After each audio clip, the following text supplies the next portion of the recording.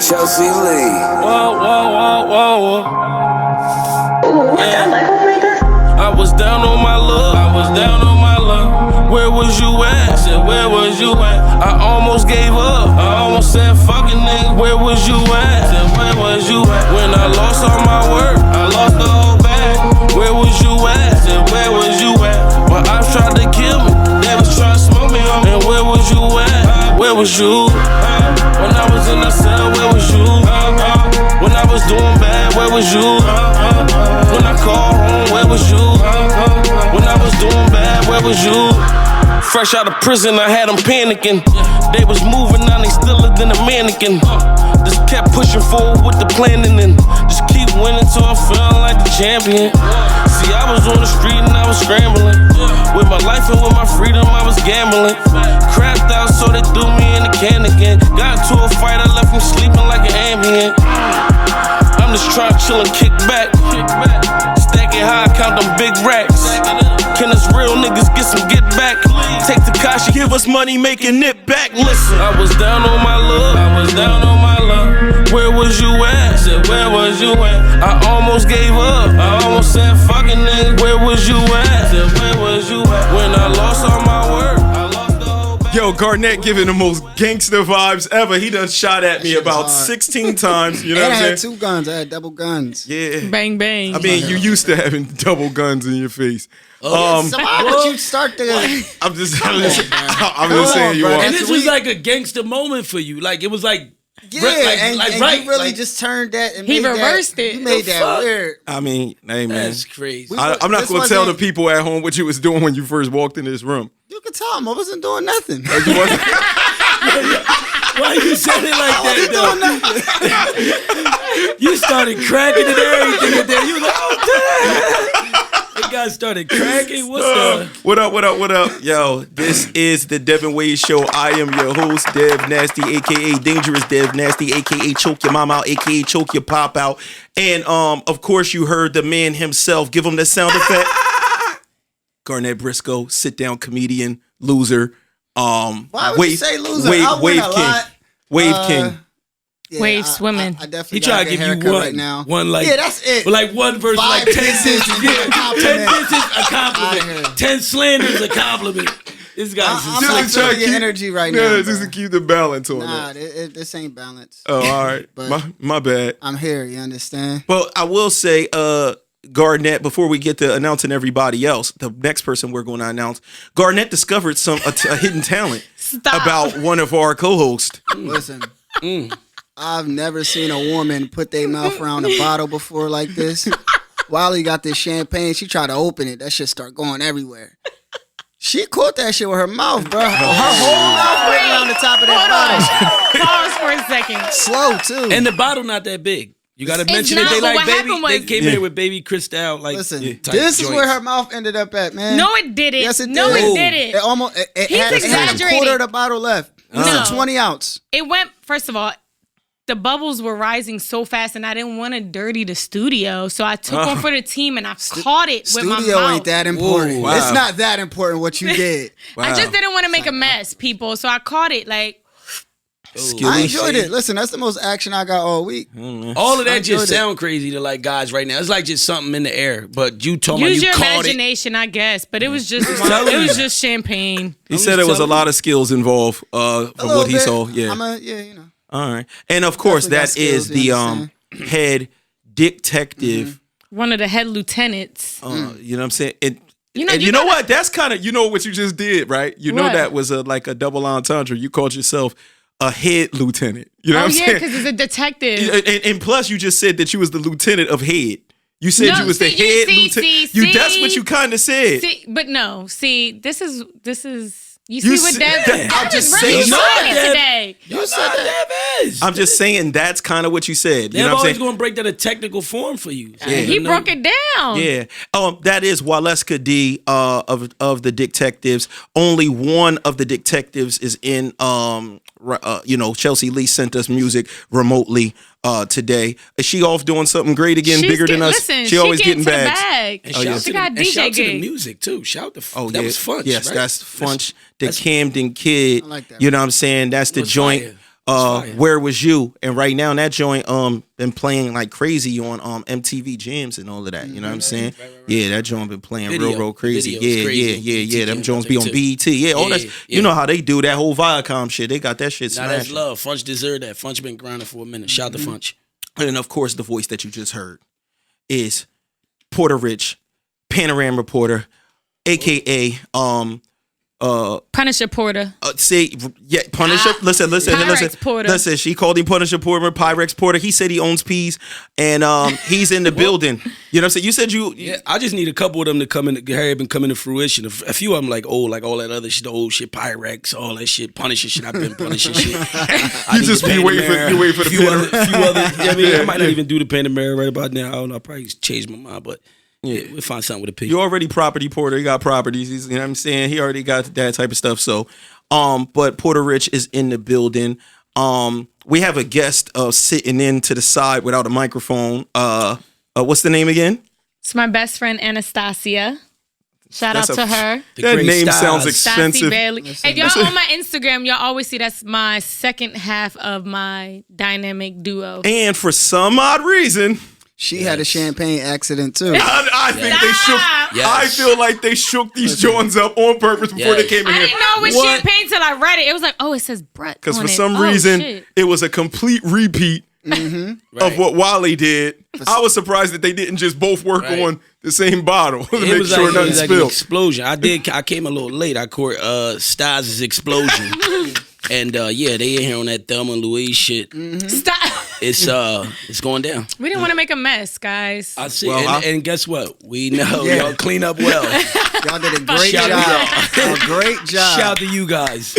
Oh man, a lot going in the news. First thing I want to touch on, man, just from us doing what we do and being a part of this world, man. I gotta say for myself personally, man, I motherfucking love that nigga Joe Budden, man. And everything that Joe, I like the way he think. I like the way he stands up for himself, for his IP, for, you know what I'm saying, for whatever. It ain't just creators in general. And it's really, really big news because they were kind of waiting with the Joe Budden podcast. It was kind of like a countdown to their last episode of their contract with Spotify. And it was about to be, re-up time. And I guess negotiations didn't go. They couldn't meet on common ground.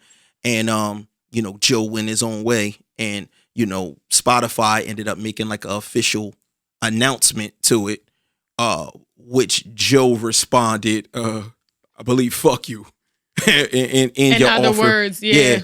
And your offer, because I guess they said that offer was something that was, substantial. Yeah, substantial, and was something that would equate their value. And Joe disagreed.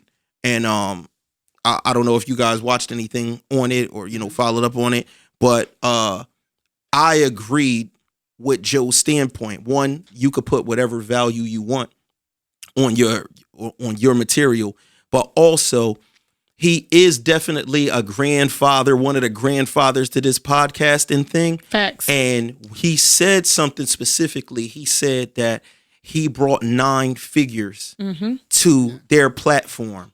And he said, I don't even have to go into the details of how that would happen. But I already kind of understand what he's trying to say by the attention that he brought in and everything flooding in from that point on. He was kind of the guinea pig and proved right. I think they were looking for like a 3%. Yeah, he said either like 3, 4, 5% of the market share, and they hit all those numbers. Yeah, by like they kind of like destroyed those numbers, right? Through them. And he said at one point he was waiting on a bonus that never came, and and a lot of things like that, and that Spotify, came back to him in like 8 months, trying to sign them to like a super deal, like a deal where they was trying to like some Joe Rogan type. But they wanted more. Yeah, because it wasn't Joe Rogan. Because I think Joe, everybody knows Joe Rogan got $100 million, but Joe Rogan, it's not like they get money out of Joe Rogan's UFC contract or, all the other things that it's not like Joe Rogan goes and does a comedy show and they take it, but they wanted a piece of like everything that Joe, Rory, Maul, did. And Joe was like, fuck that. Like, Almost like a podcast 360 deal. Basically. Right. Exactly. Yeah, basically. And He was basically saying like his time is money. Like you put all this time in, and like everything that you're putting in it, you're not even getting the percent that you deserve. Right. He even stated something in regards to like he would have to, he couldn't even take off for like Christmas, New Year's Eve because it caused them to miss episodes. So like missing Christmas, you missing time with your family. New Year's Eve, you're missing, family time. Those are all times things where you can't get back. Exactly. So he's just like, that value costs way more than what they're giving me. Right. And I mean, the dude, he's giving them about 6 hours of content every week. Mm-hmm. And I mean, he just touched on so many things when he talked about what is the value of a stream. You know what I'm saying? Podcast stream, yeah. Like what right. What is that? Because I come from music as well. You know what I'm saying? I'm the low budget Joe Budden, and I look at it like I remember being able to sell music to pay my bills. Like me and Trax is just like, all right, yeah, let's put out a single. We didn't even need the crazy fan base you would think to generate enough money to live and shit like that. But once people stopped buying albums and singles and it started streaming, the difference was crazy. So when he said, who's the person that said that fucking 1,500 streams is a sale? You know what I'm saying? Like, that kind of doesn't make sense in a sense, because what song have you listened to 1,500 times realistically? Probably Bounce With Me by Bow Wow. And that's a fact. He said that. Really, shit. Garnett? Listen, no. he said I that with believe the it, most though. serious That's the crazy face in the part. world. I got my computer He on. probably was listening to Listen. it just before he came here. All I want to do is see you. What you realize is if you listen to a song 500 times, it's a ridiculous amount of times. You know what I'm saying? Like you think you. Are you thinking 500? Are you saying 500 times in one? I'm talking. I don't give Period. a fuck. Over. Period. There's songs I've listened. Well, you got to think about it. There's songs I've listened to probably 500 times. All right, so think about this. If you listen to a song once a day, average, for a whole year, you only listen to it 365 times, and most of the time people don't do that every single day. So that means you would have to listen to the song every day for years in order to hit that number. So the value of a purchase, people purchase music and don't listen to it that much. So it shouldn't take 1,500 streams of a song to count as a purchase. But all that to say that he wasn't going to just agree with whatever they said a stream was worth and these values that they put on a stream, because these motherfuckers is basically dropping a triple album platinum every week. If you're on purpose, yep. The crazy on purpose. Yeah. The crazy part is that for me, I kind of like, that's why I mentioned the 360 deal, because we all come from music and, we artists now, I know for me, I still upload music now, and since things have changed to streaming and all that stuff. And I think Joe Budden, like you said, he's like a grandfather of podcasting. He's one of the pioneers and the originators of it, and he's pretty much for the most part been self-sufficient with his thing, where it's built up from the ground. I didn't, you know what I mean? Like I was doing like my live content, all that shit from like my certain platforms that I had been doing it. You know what I mean? So now when I started doing the podcast thing, it wasn't new to nobody. It really was originated from like a lot of like his other shit. You know what I'm saying? Mm-hmm. But I just feel like you, kind of like for instance, with everything like you do here and we do here, it's like the same thing. You self-sufficient. You started from the ground up. You know what I'm saying? You doing what you want from the rip. Right. And I mean, that's how you court the wave. Right. That's what the people tuned into. That's what they've been into. Yeah, and that's also just sidebar the reason why I didn't take the fuck deal that somebody tried to offer me. It's crazy because that's actually, it reminded me when you just mentioned, I didn't even really want to, go to that or think of that. But when you mentioned that they doubled back to Joe, after they realized that they didn't come correct the first time, they doubled back and then tried to come back with the whatever super jumbo deal, which is kind of like something similar happened to you. You received another phone call, but like I just feel like like the game is changing, right? Not only in podcasting, because podcasting is a streaming thing, but music as well. Music is a streaming thing. So the game is changing, right? And I just want to say this, like, and shout out to Joe Budden, salute to him for standing on his own too and believing with what he believe in with his shit, you know, and with what he can do, you know, because it's time for us to really like take back ownership of a lot of shit. You know what I'm saying? So that's what this is really like boiling down to, because music, right? Let's do music. Let's break down music first, right? Music for years, like you said, before streaming, when you could make some money if you had like a decent deal, or if you was like really like independent, which is really like a new wave thing. Independency wasn't even like crazy or popping back then when music was like typically being sold, you know, hard records. You could go in a record store and buy copies, $12. And you know what I mean? Even then, let's do the math to back then, right? The people, the record executives, the music business, the music labels, the pioneers of all this shit, you know, have been like getting the most, you know, getting the most. You know, you had artists that wasn't even getting $1 off of a $12 album, you know, on a deal. You understand what I'm telling you? So it's like, even then, people were being taken advantage of. Artists, great artists, talented artists, you know, amazing artists. Shout out to the artists that still fighting for their masters, and some of them have gotten their masters, and some of our legends who no longer with us, and the families, you know, trying to do what they can do. But this shit been happening for a while of people like getting taken advantage of and not getting like they worth. You understand what I'm saying? So now the game changing is going into streaming. And you would think like, damn, well, we hip to what happened before with the bad record deals. You know, people trying to keep all the money, not really taking care of the artist, the hard worker, because this is hard touring. Oh my God, don't let us get into stuff like that. But I just feel like you've been doing it, and now you come with streaming, which is like 80 times worse, like 90 times worse. Like, because I've been doing the math to like the streaming shit. I've been doing like the just tuning into like the different vlogs that I read, or different like just information out there on it, you know, and the percentages and shit. Like they say, I think Tidal probably like pay the most to like an artist with like a regular typical, you just go sign up the Tidal and you gotta do, you going, which would make sense since it's artist created, right? You know right. Yeah. And it's for the most part, I believe, to be like black owned. You know what I mean? So they trying to kick back and kick up. I get it with the streams, but I think they said it's crazy. It's like you got to get like 1 million streams on a record on Tidal, and Tidal is the most paying, and Tidal will pay you, I think, $1,200 is your kickback off of 1 million streams on Tidal. And then the list goes down after Tidal to like Spotify, iTunes. Well, how do you think a nigga makes a song like Pharrell when he made Happy and get like 40 bands? You know what I'm saying? From like streaming, when your song is like one of the most popping thing on earth. You know what I'm saying? That shit is completely out of line. So a person like Joe standing up saying, no, I think my value, and it seems to be people cut the checks to who they want to cut the checks to. That's a fact. Because they gave Rogan, who is the God, like, let's not get it twisted. I'm not saying Rogan don't deserve that shit, because he do.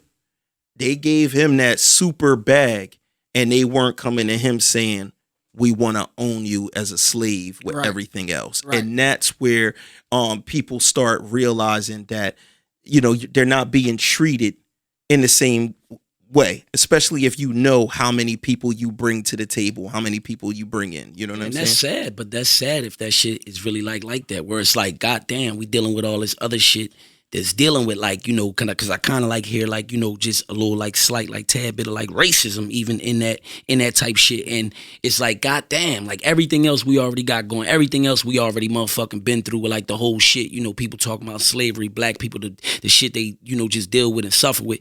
And even now, like, motherfuckers still want to like own everything, own every fucking thing. And my thing is, like you said, this shit is like IP shit. You know what I mean? This is motherfuckers like intelligence.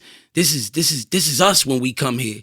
And we sit here and we build. Oh yeah, you know, people don't realize. I mean, we on here talking. Obviously, shout out to every listener that's listening to this right now. Yeah, but shout out most people can't get on the microphone and just tell their life and really like bare their soul on a microphone, and also risk when you speak people, you know, not agreeing with what you say, getting mad at, I'm gonna cancel this dude because he said this or that. You know what I mean? So podcasters and people like that go through a lot. Garnett? Nah, I was gonna say that.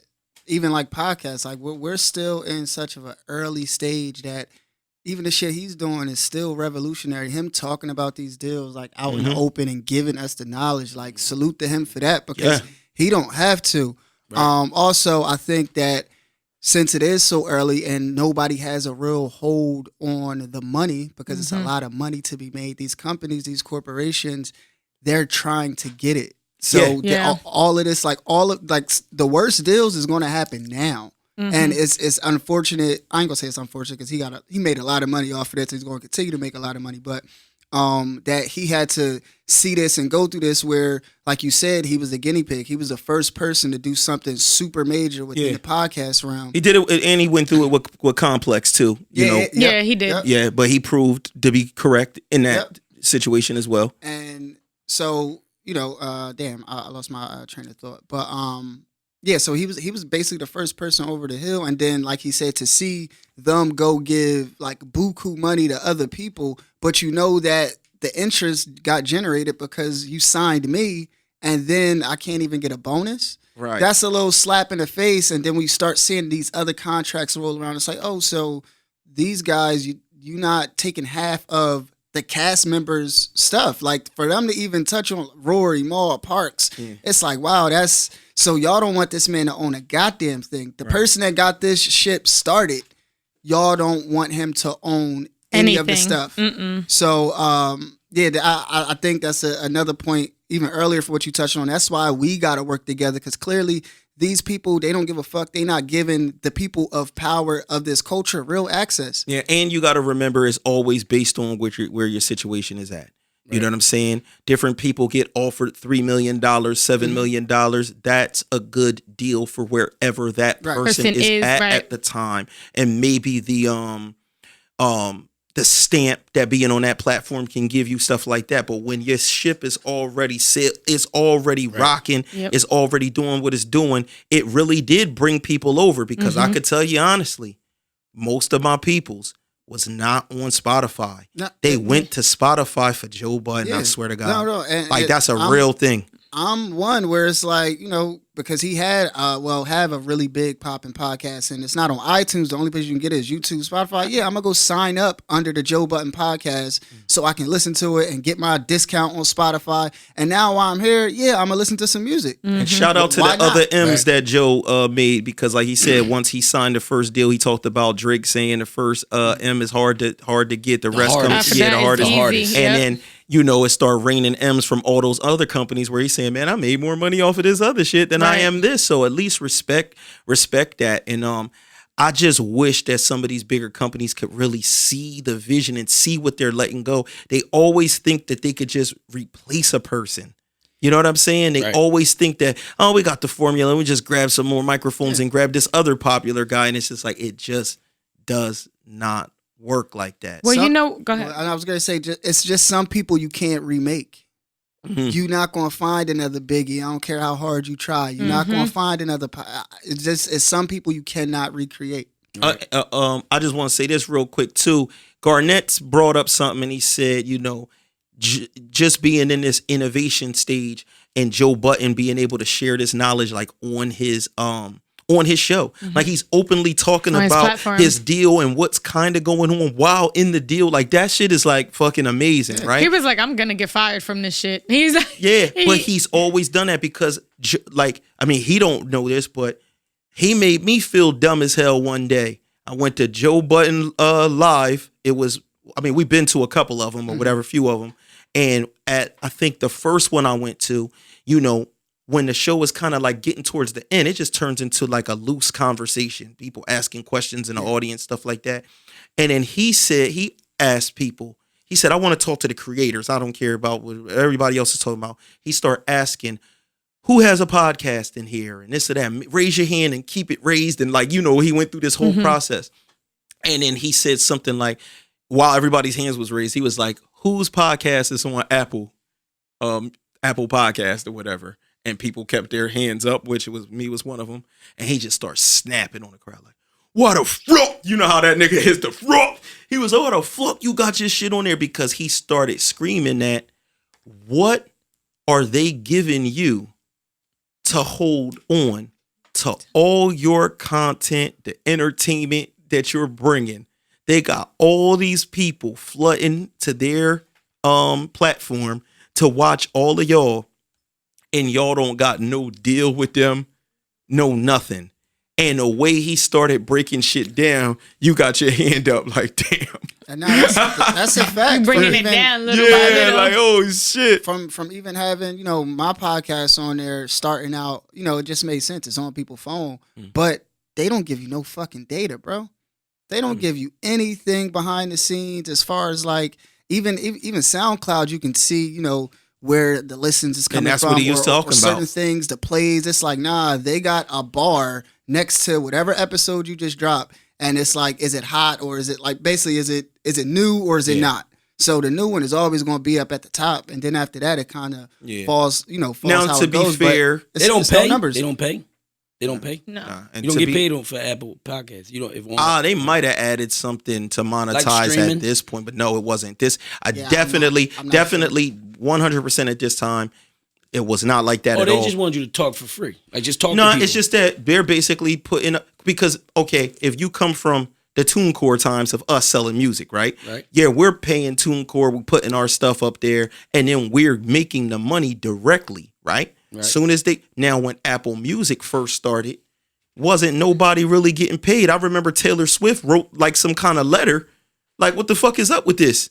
She was one of the people that put the motherfucking like pause on the industry, like, how we getting paid for this streaming shit that y'all doing? Because we was selling albums last week. This week you got our shit up here just playing it for free, at will. You know what I'm saying? And of course, people wasn't buying podcast episodes. So that being a stream, you just needed somewhere to hold your shit. Right. So I can say at the same time that being on Apple for the novice person is like, it feels professional. Hey, you can go and download my shit on Apple. On everyone hasn't. Well, not everyone, but the majority. A lot of people have an iPhone, so the app is on there. It comes with it, and it's free. Right. So I you get can it. you can stream it for free. You can pull it up. Boom. I don't have to log into Yes, you Spotify. can. I don't have to log into. It's free. It's there. But they had this podcast thing on their phones for a minute before even podcasts were popping. It might have been a few, but it wasn't like a big thing like how it is today. It wasn't mainstream. Garnett Briscoe of the Devinwade Show is definitely one of the people that was early onto the podcast thing. He's the reason why I got on the podcast thing years ago. He was in that obscure field all the way back then, and then he kind of ventured off to that's Connie calling ventured off to do the stand-up comedy circuit and things like that, and now he has returned. You know what I'm saying? Are you in trouble or something? No, I'm not in trouble. I'm not in trouble. You did something. It was around so like when I started, I think it's either 2014, 2015. The main people I was listening to at the time was the Brilliant Idiots with Charlemagne. Also, the Combat Jack Show. But this was before people even knew this app was really on your phone. Like I remember like going up to people and be like, "Yo, like let me see your phone. So you can subscribe to my podcast." They like, podcast app. What are you talking about? Where I got to describe. Where it's like, "Yo, it's the purple thing. Yep. It's purple thing with the lines and shit." It's like, oh, I didn't know. But I thought Rory brought up a good point too, where it was like, Apple didn't even know what they really had because they wasn't promoting it. Like you literally, like you didn't know unless you knew what the fuck a podcast was, and then you also had to know a podcast in general that you liked and want to listen to. It was just an app on your phone. You fuck around, get it, and delete it because it's taking space. Right. That's what it was until it did. It was a boom within our culture, and now we're here. You get what I'm saying? Yeah. Like it was Joe Budden, the black guy from rap, that got that first big deal. Yeah. You know what I'm saying? That ended up getting the other people their big deals. But yeah, a lot of people just wasn't hip to it because it wasn't promoted. It wasn't popular. Yeah. Radio was still booming. That was still a thing. So well, I'm glad that Joe Budden, even though, certain like that he keeps on rising above the situations that sometimes are given to him, and that while being the lab rat or the crash test dummy or whatever, he keeps on coming out winning. You know what I'm saying, to a degree to us for sure. So congratulations to him on everything that he does. But even him being this experimental person, he basically said that why do you think I'm talking on here for 3 hours? You know what I'm saying? Twice a week. And he said, I've been doing a motherfucking case study this whole time to see how long people will sit and listen to him talk. And he said, motherfuckers will stay until the last hour. I know from from the live podcast, motherfuckers will stay for the whole shit. And like he said, to hear about anything, somebody's collard greens, whatever. It's just a vibe. That's it's a vibe. And when the show is over, I would say at least 25%, a quarter of the audience tries to stick around and linger around that stage to like get a word with Parks, Rory, any of them, Joe, any of them. You know what I'm saying? So, man, shout out to Joe Budden in that whole when people situation. rock with you, man, they rock with you. And like I said, I think we just in those times where like we seeing a lot of that independency. We seeing a lot of like new, innovative, independent, relentless things, you know, from, you know, shout out to Joe Buttons, from even like Nipsey, rest in peace Nipsey, like, you know, like we watching it, we seeing it happen. People take back, you know, how it's supposed to be done and stay down until you come up. You know what I mean? We'll stay here and do it just like this. You know what I'm saying? But for somebody like come crazy at us, you know what I'm saying, and try to strip something from us. Exactly. You know what I'm saying? We'll stay here and do it with how we do it, and even turn down like whatever goofy money you think we gonna jump for. You know what I'm saying? Yeah. And Like we cool.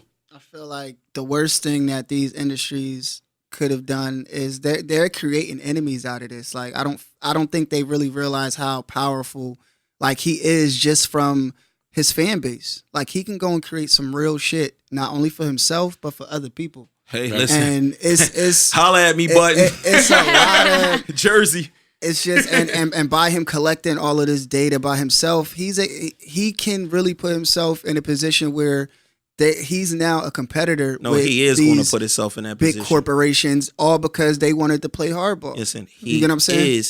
He is in that position. You know what I'm saying? To be real, there's nothing they can do to stop people from tuning in to the Joe Budden podcast. We can listen to that shit regardless. Yeah, it wouldn't matter what the fuck it's on. Yeah. So that's the thing that the companies have to recognize, is that motherfuckers is going to go to his independent site if they had to listen to that shit.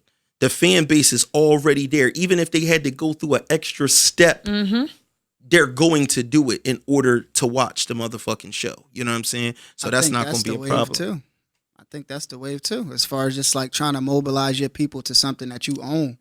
No, that's a fact. With that data, and hopefully, you know, with your marketing strategy, you can get other, you know, stragglers to your page or wherever you holding your stuff at. But I think that got to be the goal for all of us, is to try to mobilize our fan base to something that we own and we can control. Exactly. And honestly, for him stating that and being on that show and just like giving us all that information, honestly, it makes other podcasters like us that's up and coming, that makes us really want to educate ourselves a little bit more and, you know, create ownership a little. Like, you know what? Right. Yeah, he was talking about shit that I didn't fucking know. When he said he brought up terms like a start, a stream, a start. And it sounds like it sounds like the bullshit. Just I'm not going to front with my other former podcast in the beginning when niggas was ignorant to this shit all in, and we had first meetings and I was the main person sitting at the table talking the business part.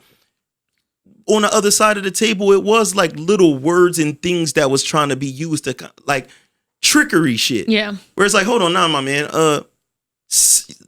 What you're trying to say is this. You're trying to make it sound more difficult than it is, you know, because people want to make something feel like you can't understand it in order for them to be able to fuck you over in the process. Use big words and these new terms that they just created, because once again, this is brand new shit. So it's like, who coined that term?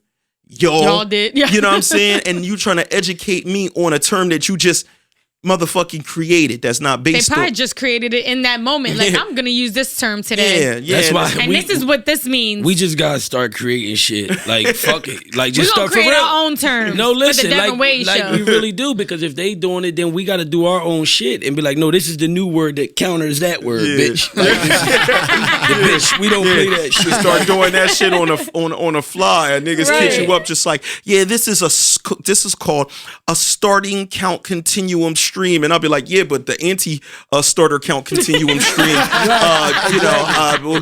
you guys don't know about those, Right, like, look, Dad, we had this here, Rich, that says we have ownership, and then I'll be like, oh no, but we signed this over here that said we wasn't donating, so we have donorship. It doesn't go to you, motherfucker. Like, for real, you gotta like really like just, and we say it in a playful way, but real shit, man. People gotta respect other people's creativity, other people's talent, other people's efforts, other people's times. You know what I'm saying? Shout out to all of them, man. Shout out to Shout the out whole to them. squad over there, And working including together, Maul, even though he forgot my name after meeting me multiple Yeah, I was times. gonna say, yeah, he was a real cool, quiet dude, though. He was cool. He was Nah, And cool.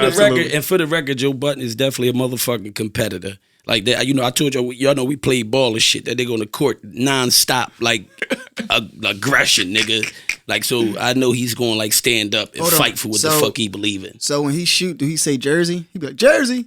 Yeah, You he know, was dude? definitely on repping time. He always on. He was definitely repping. But was he Jer- on that? He wasn't on that North It was Jersey. he wasn't doing that, It was a right? Jersey event anyway. It was like a Jersey event, but there was other people there. But he always on repping time. He was hollering. He was good people. He hollered at everybody. But on the court, he was definitely like just Did the dye nonstop. leak from his beard when he was sweating? No, not on me. Maybe, I don't know. I didn't really get to look at his jersey. I was really trying to D the nigga up when he did get the rock, and I was already whatever. But nah, I ain't get no dye on me. I was good. Other news, this shit's gonna just keep on continuing. Obviously, everyone knows about the shooting of Jacob Blake. That happened where this man was shot in his back 7 times while entering back into his vehicle. I don't know how the conversation went, so it's very hard for me to judge what the mindset was for him to say, man, I'm walking away from whatever this fuck shit is that's going on, and I'm getting in my vehicle. And the police officer grabbed his shirt, shot him, and then it sparked some protest from this. Also, our prayers to this man and his family, because he, has been announced that he's paralyzed. Mm-hmm. But he did survive. Thankfully. Yeah, but now, these protests arise, and the true fuckery begins with this young man, 17 years old.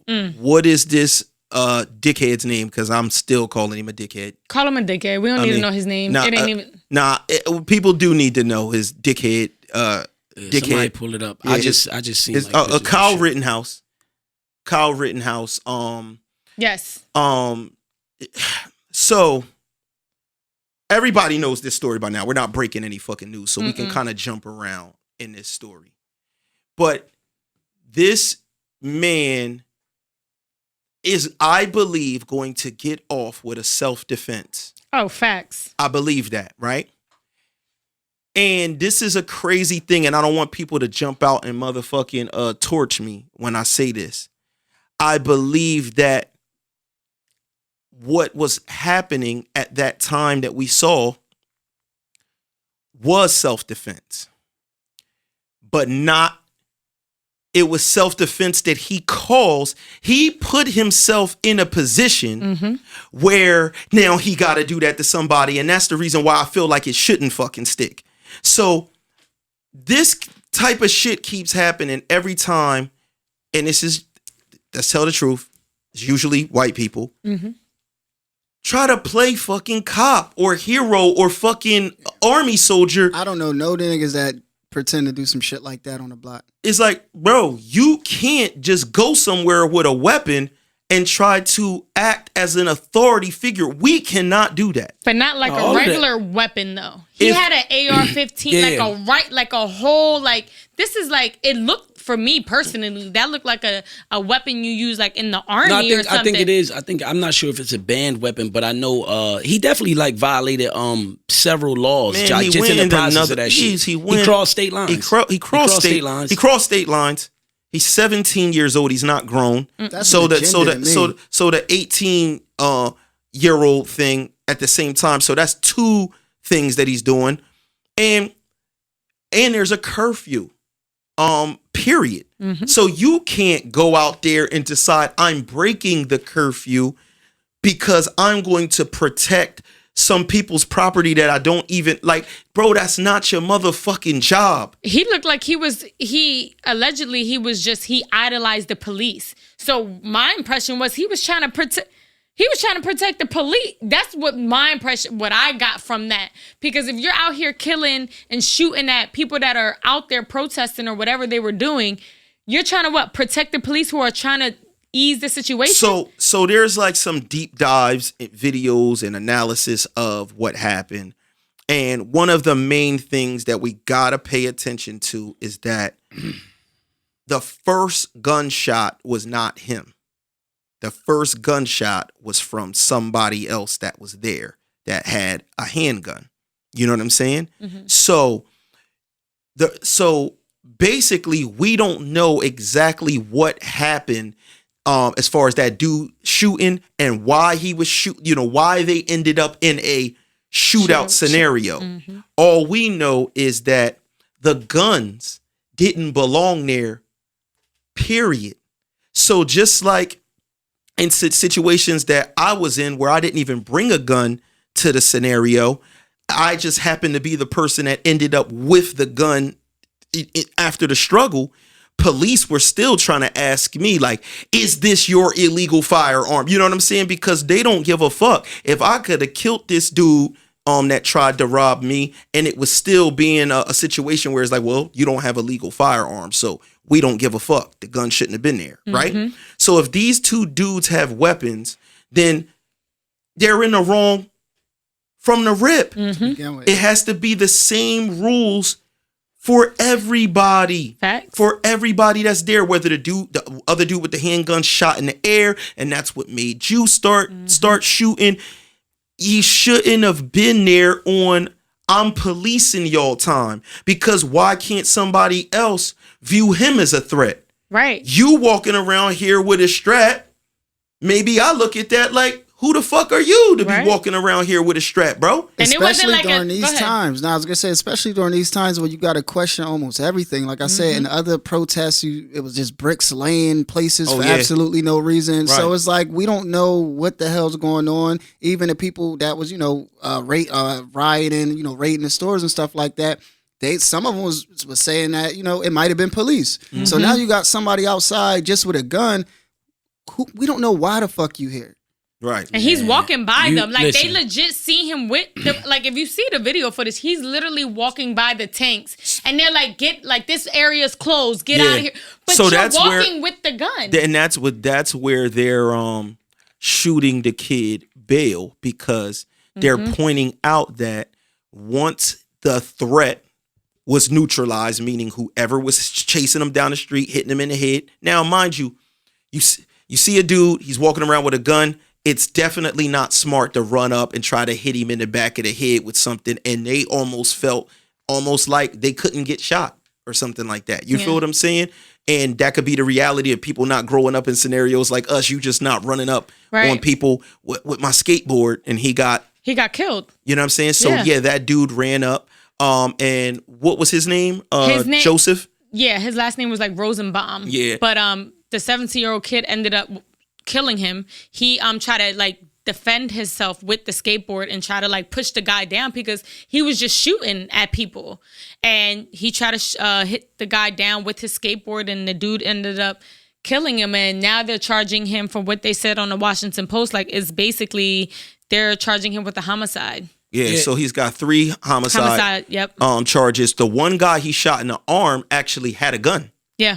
So I don't know if that's the first guy from before, because weren't they chasing him because they said he shot someone down the street? Yeah, they were saying that. And that's the part that we couldn't all the way see You can is hear. these people are saying, hey, he shot someone, Somebody, stop him. You know what I'm saying? And it's like, he was walking. when you listen, man, the bottom line for me is, if you're not in an authority figure to carry a weapon, it's like, so people that are outside got to worry about the police and people that want to pretend to be police the same way Trayvon had to go down because of a motherfucker thinking that he can be a goddamn vigilante. Playing cop. Yep. He not even defending yourself. It's not even like a situation where it's like somebody did something to me and I'm going, it's like, I'm going out there on the streets to protect the people. That motherfucker wanted that to happen. That's like, I didn't know he traveled that far and stuff like that, but it sounds like he had an agenda. He did. He had an agenda where it's like, yo, I'm packing his pistol or I'm packing his gun, And I'm going here because I'm looking to shoot somebody. Fuck all them videos with him beforehand. Like, I'm here to service the people, anybody that needs medical attention, this, that, and the third. You know what I'm saying? Like, nah, my nigga. Listen, it's a war going on outside, and it's a war going on outside financially. It's a war going on outside physically. Mentally. It's a war going on outside mentally. It's even a war going on outside spiritually. Because you got a lot of people that think like, they operate with the devil, operate off evil, and there's blessings in that as well. You know what I'm saying? And who knows? I don't know, because I don't deal with none of that shit, so I wouldn't know. But as far as this kid, like, I don't want to lose. I just want to like stay on track, because we know, like, I don't like to even, sometimes we can't even really like go into what like law says, because a lot of these laws are fucked up. They're designed fucked up. They're designed for certain groups of people And it to ain't get us. off in certain shit. And instantly, if the color of the person who's doing something of the same like type of situation, the consequences and the repercussions are totally different. So it's like we can't even sometimes just go off a law. We got to say like fuck the laws. We got to say fuck the rules. You know what I'm saying? Sometimes. But the kid, and this is a kid here, so I'm gonna try to go light on him. I'm gonna try to go light because he's a kid. Right? Understandable as well. He's a kid. I'm gonna try to be light. He's 17. I got kids, right? But again, where the parents at too? Where the fuck was y'all at? What the fuck is going on? Then his mom drop him off or some wild shit like that. Well, then his mom. That's what I'm saying. That's the problem. Like this shit be like deeply rooted. Like this shit stemmed from other shit. You know what I'm saying? He's a kid, right? And you out here to so-called, right, protect police. You're not out there to protect police. You out there to protect a certain kind of police. You out there to protect these motherfucking police that's out here killing motherfuckers. Yeah, because he could have stayed in his hometown to protect them police. Listen, Right. listen. He could. It's a whole bunch of shit he could have been doing. He could have been, they got fucking like little police baby units for like baby kids to grow up and, And go be in be the a police, leagues yep. and learn how to be a real police officer. That's something that he came from. That's what I'm saying. He was Okay. already in some bullshit thinking that he was. He I'm glorified OJ. the police. I'm a cop in my mind. Right. I'm a cop in my motherfucking mind. So I'm gonna go out here and do police work. But let's keep this in mind the whole time. But while Rich is saying this, I want everybody to think: would this incident happened if that young man didn't show up at all? Nope. Fuck no. So it's not like he came out there and solved a problem. He is the problem. He created the problem. Right. And even if it's just that, where he's just like this kid who's deeply obsessed and deeply rooted with being a fucking police officer, like he still don't know right from wrong. Yeah, because you still don't know. You still like got some type of hatred in you too. You still got some type of hatred in you too, and some type of evilness in you too, because you don't know right from wrong. Because if you see a police shoot a man like that and shoot these people the way they gunning people down and been gunning people down and choking people out, and killing people, then you would know that all these police ain't right. You know how weird it is of people that's listening that might not understand to live in a world where your devil is somebody's God and vice versa. A lot of these people really look at these he really looking at the police like these is angels to him. Wrong. Yep. Right, right, exactly. Like whatever they do is clean.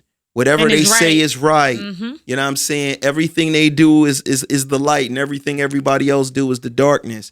And that's just a crazy world to live in as a minority, or even as a person who is not a minority, but that just wants to stand up for something that is truly, righteous. No, it's a bunch of wild shit going on, man. Shout out to my brother, shout out to Polak Mikey, because I was talking to Mikey right before we got here about this shit, and Mikey was like almost like emotional, like feeling a tight way, because he was just like, Rich, like this ain't good, just these kids, like, just for one, we already got the issue with the police and the fucking example they trying to set. Like, this shit can be done. This shit is cool. Like, we could do this here. Just be killing motherfuckers like that. And he was just like, now you got, like, kids that's actually going to see this. You got kids right now that's, like, indecisive with where they want to be with their life. They see all this shit going on, all this racial shit, all this evil tension, all this goofy shit. You know what I'm saying? And you got kids that's actually probably going to be struggling with what they want to do in life, with how they want to be in life, how they want to carry themselves, who they want to love, who they want to hate. And I get that. And it's just sad. It's sad that you got really like still, like I believe like just, because this shit stems from shit. That kid was out there so-called obsessed with police and thinking that police, yes, they supposed to protect and serve, and the people, and we protect shit, we hold shit down. And you was really out there supporting something like really that was wrong.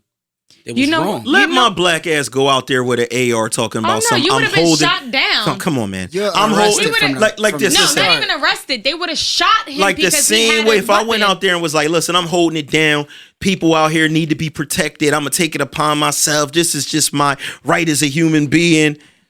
They would have knocked my motherfucking head off my shoulder. And this is the crazy part where I talk about, somebody's devil, God being my devil. Mm-hmm. These people, this kid is getting so much support. They raised dumb bread. Always do. Always do. So much money for his legal fees, everything. The Blue Lives Matter movement and people that's putting up, like that's social so media. And it's crazy to see the divide once again, because we did for the most part see that people couldn't argue with the George Floyd situation. Mm-hmm. It was the most lopsided or, landslide thing that you saw. But now with this, I'll see, somebody speak out about something, and then I'll read the comments. And to be honest, the white folks that's in these comments is going ham. They saying this kid is a hero. A hero. They saying that he's a hero. He went out there to help people, to save people. Thugs of his own kind did this, and he just defended himself. Can I say something? This type of stuff is very heavy. Let's just clear the air with that. It's super heavy. I was talking to my best friend who's next to me right now. I think yesterday, or maybe we were talking about it today. Maybe yesterday. The fact that we're seeing people get murdered on TV, period, in general, y'all don't know the emotional effect it's having on us. And y'all probably don't feel it right now, or maybe in your own time, you deal with it on your own time, on your own personal level. But this type of shit is ridiculous. This type of shit is fucking with our heads, is fucking with the kids that are growing up right now, their mental health. Because just imagine if you witness somebody dying just literally in front of you. It's the same thing on watching it on a mobile device like this. It's the same shit. You're just not there. It affects you kind of almost the same way. I think it could be worse. That's why I don't watch it, bro. I think it could be worse. I do not The reason watch why I think that it could be worse is normally in a situation where something like that happens to us in our life, we're attached to that person, and we can actually hold on to the feeling that somebody that we know this passed away. Go ahead. But when you watch it through the phone, it's somebody further from you, and you get used to just seeing people that you don't have a real feeling for die. Right. And the kids are growing up with the idea, like, if I ask my son he just went to the mall, got dropped off at the mall for the first time where he could walk the mall by himself. Shout out to him, man. You know what I'm saying? I remember them days. Yeah, but it's like, so he hasn't been outside like that. But if I say, how many people through your tablet or, on YouTube have you seen like get killed? The number is going to be stupid. Where he's like, yeah, the one video where the guy got shot in the head, and then the other video where they choked the guy out, and then the one where he shot him in the back 7 times. He done been seeing this shit for years because it's every fucking where. It is, but do we ask people how do they feel about that? Because I don't think that's a question, and I don't think like today at work we ended up shutting down early due to protesting that's going on in Philadelphia, the city of Philadelphia today. But I don't think things started hitting me until today. I didn't realize, granted, a lot of things impact me, especially when I see this constantly happening. I think today I got to a point where I'm fed up. Like, I'm tired. It is weighing on me way too much. Mentally, physically, I can't. I'm tired of seeing, I get very emotional, but I'm tired of seeing this shit. Yeah. It's a constant thing. And these people are thinking that this shit is okay. It's not. And the fact that people are just donating money to a person that legit is out here just killing people and defending people that just killed an innocent person. Like, come on, man. That shit's not fucking cool. And trying to also bring up, things in people's past. We all know that we have to operate as human beings first. So we all, man, I could feel a way about a man that put his hands on a woman and all types of shit. Like, we all know how I feel about that, how Garnett feels about that, how Porter feels about that.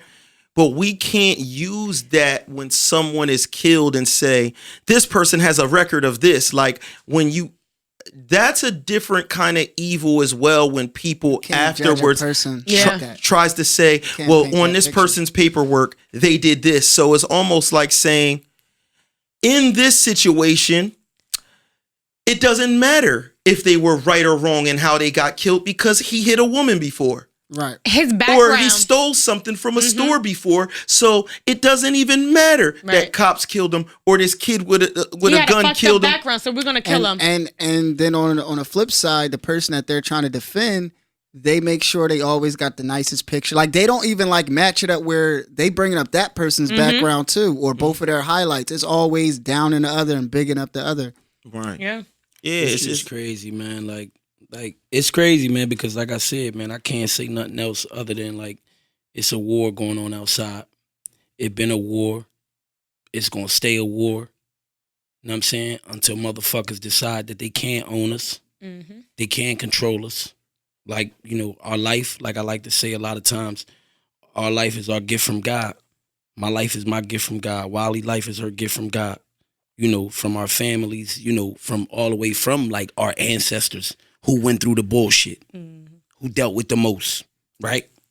Like, and I just like, it's sad. It's very sad that not only is all this shit happening and people losing their lives, but then like Wiley said, you got, these are like our females, our ladies, and you probably got women of all nationalities, even white women probably out there that don't want to like live in no evil world with evil people causing all this shit, all this bullshit. So it's just sad to see like, like her have breakdowns like that and just know that, this shit is really like fucking with people's lives, like she said, and for me, I ain't gonna hold you. For me, and just the type of way I come and the type of way like Allah designed me, like I just get mad. I get upset. Like, I get upset. I sometimes, and it's crazy because the father in me, like, it calms me down. The father in me and the son in me to my mom and the brother in me to my brothers, it calms me down because I want to be here with my people and I want to do things the right way and I want to work things out the right way. But it's like, my nigga, y'all ain't the only nigga that could be fucking nasty, my nigga. Y'all ain't the only niggas that could be fucking evil, my nigga. Like, and shout out to any good police officers that's out there, like, but we gotta fix this shit and people gotta stand the fuck up and people gotta really like, come on, man. Like, because I know for me, like I said, man, I get mad, and like you spoke on something crazy, just the whole death situation, Dev, I just did another interview, a podcast, with the Grief Bully. Shout to J. Nicole. I just did that, and that actually speaks on that, and y'all can look for that coming, soon. And yeah, like I just, I was speaking about just death and being so familiar with death since a young age, you know what I'm saying?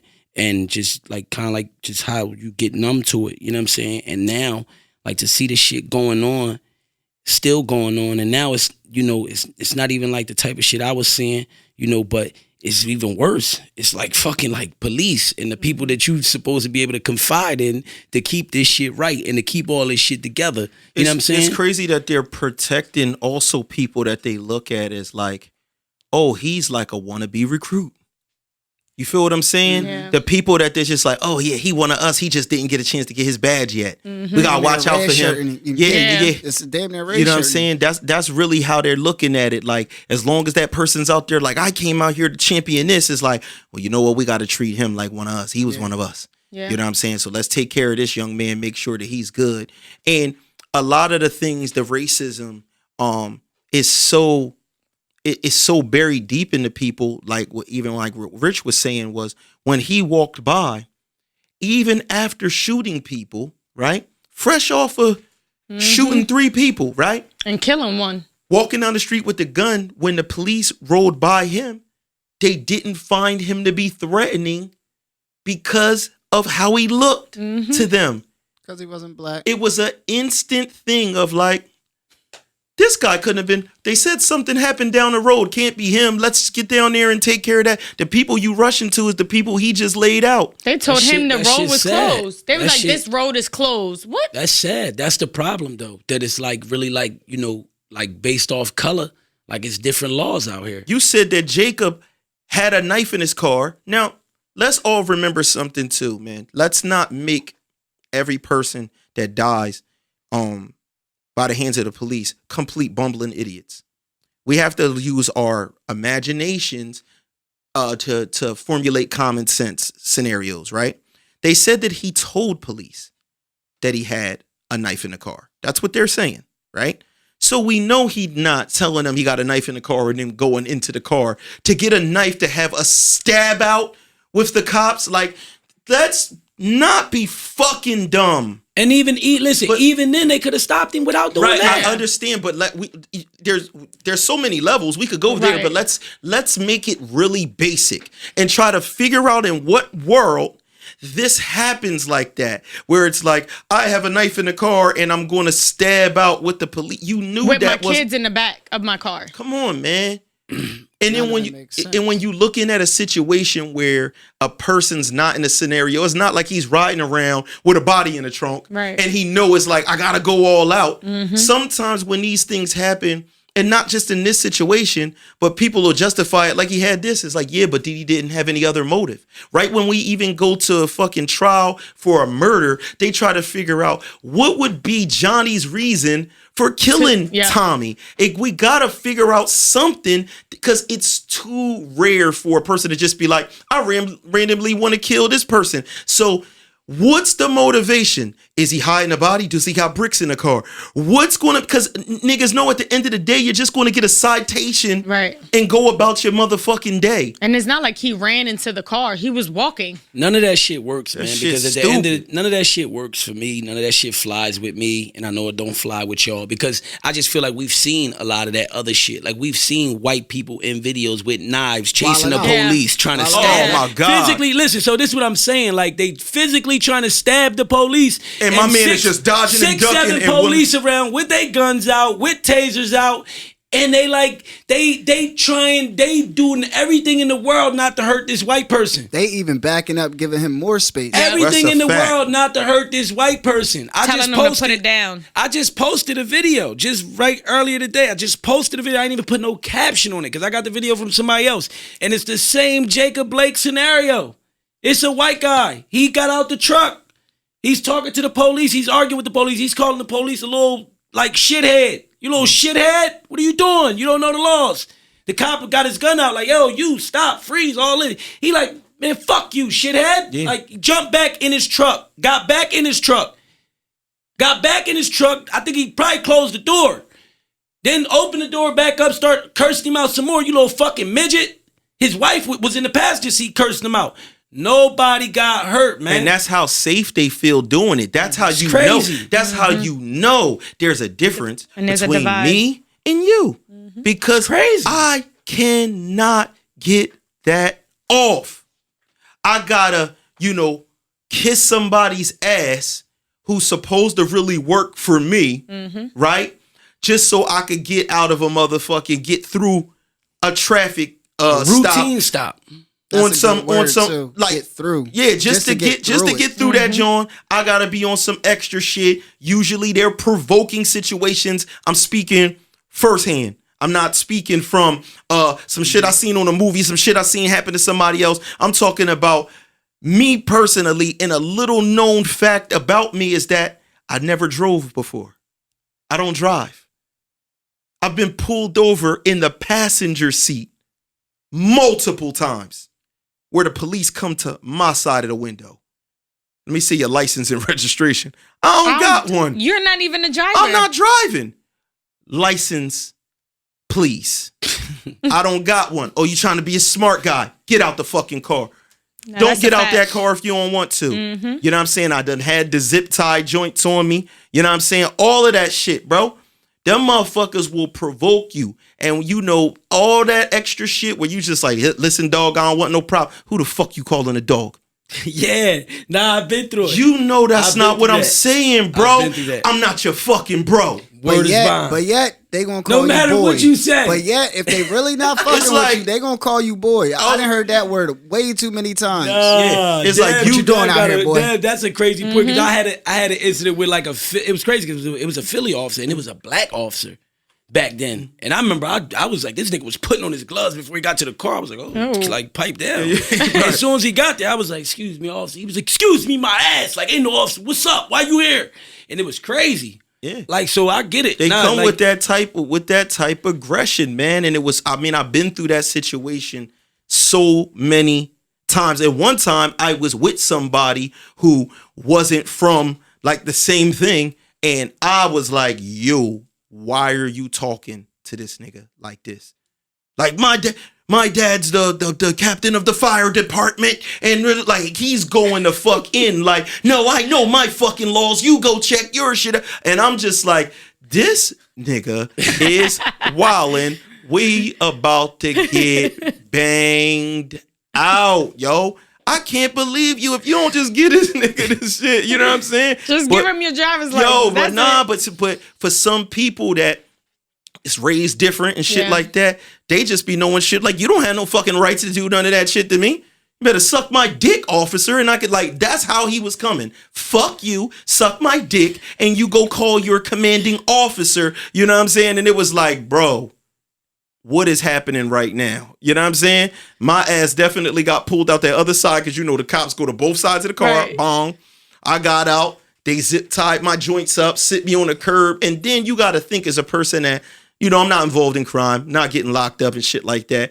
When people riding by and on they the street, see you? everybody it just looked like you the worst nigga in America. Right. Just some bullshit. Yeah. Right. When really it's just like, we was out here, parked to the side. That was it. They came up on some, why are y'all parked here? Out here. It's like, oh, we waiting on somebody. You know what I'm saying? It's like pretty The crazy simple. part is that they signed up for a job where they supposed to be able to deal with all that, my nigga. Like, even if somebody say, if you in a car, you get pulled over by a cop, he pull you over, he's giving you a ticket, whatever, and you start going crazy. Yo, man, suck my dick, nigga. You a bitch ass pig. Like, I get it. I get it. It's crazy, wild, disrespectful. Even as a regular civilian, there's a lot of civilians that's not going to accept that. And it'll probably be a fight, right? Yeah. Mm-hmm. But this is a job you signed up for. You supposed to be like the example. You supposed to have the You're a demeanor. role model. Yeah. Listen. Order of everything. Listen, this actually happened to me with somebody who was actually Puerto Rican too. One time, my job was having like a bowling party back when I worked for Office Max in Morristown, right? So we didn't know where the joint was, so somebody was going to meet us at my job. So we pulled up in the parking lot at my job at nighttime or whatever like that, and we just pulled up there waiting for somebody to come meet us. And after a while, motherfucking cops start coming, like pull up, surrounding us. My boy, confident as hell, it's Serge, who's also a cop now, but Serge's brother, Mikey. Yeah. Serge is also a cop now. And he was on some aggressive shit, you know, too, like with his rights and everything. And this motherfucker Puerto Rican. So I'm so glad we didn't get our brains blown out. Maybe his geeky demeanor, like he had the big glasses, like, you know what I'm saying? He really does look like a nerd. Maybe that like saved us.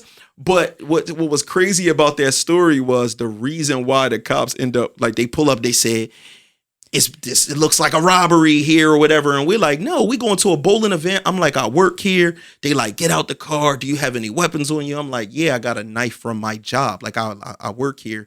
I got a little box cutter or whatever. Next thing you know, we hear pounding on like coming from inside the job. It was this Asian lady that just started working here. She went to the bathroom while the manager closed the store. So she was locked inside the store. Stop. And her walking around in there set off the alarm. Oh. So they thought that, yeah, she must have been in the bathroom, hard body, taking a smash or something, because they been closed the store. You feel me? This was like a while afterwards. Dang. It set off like the silent alarms and shit like that. Then by the time the cops come swarming, you know they ain't got shit to do out Morristown, so they come in as a squad. We just sitting out in this car. They see this black bald head dog. I'm surprised they ain't just bang me through the window. You know what I'm saying? Yeah, ask questions later. And to throw that out there, look, that was a Spanish cop. My situation was a black cop. You know, that cop shit, that police brutality. No, it was a Spanish dude. No, the cops was 100% white. I just wanted to say that shit sometimes, like, that shit is beyond race. Yeah. Like, that control shit, that power freak shit. Oh, absolutely. You got some motherfucking, some of our own people. Just like that bitch ass cop that punched that woman over in Philly years back. I'll never forget that bitch ass. Oh, yeah. Wild crazy. Yeah, pussy. Wild crazy, sucker shit. Like, you know, and we got to do better. Look, man, we out of here, man. This has been the Devinwade Show.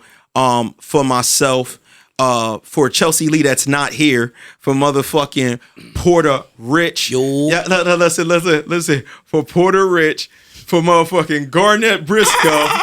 And listen, I'm gonna tell you again before we get out of here, we do have a comedy show at Vera in Cherry Hill. September 20th, 2 to 4. Vera Bar and Grill. Heavy. It's presented by the podcast, man. Right. Who You With Comedy Show is headlining Toure from Philly. I got Mel Harris, I got Chanel Renee, I got Zach Pickett, and I got my man Von Brown. So shout out to Von Brown. That's the homie. And we're gonna give Waleska D an opportunity to redeem herself. For how she did you, Chelsea. This is her chance. She already redeemed herself in my eyes. Listen. I know what I saw. Listen. We know what we saw. Listen, we know what we saw. Garnett didn't change her name. He said it's wide less. Yo, Porter Rich got $1 million. Yeah, he got $1 million of these. We're going to count down 5, 4, 3, 2, 1 as a group, and then Waleska is going to do her best job. See how she's been practicing. Ready? 5, 4, 3, 2, 1. Okay. It's better. She working on it. It must be hairs on the back of my neck stood up. All right. Take these headphones off. He said the hairs on the back of his nuts stood up. Right. Yo, this has been the Devinwade Show. Peace.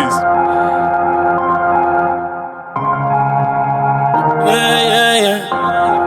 Whoa. Ooh, that like a maker. I was down on my luck. Where was you at? Said, where was you at? I almost gave up. I almost said, fucking nigga, where was you at? Said, where was you at? When I lost all my work, I lost the whole bag. Where was you at? Said, where was you at? My ops tried to kill me. They was trying to smoke me on. And where was you at? Where was you? When I was in the cell, where was you? When I was doing bad, where was you?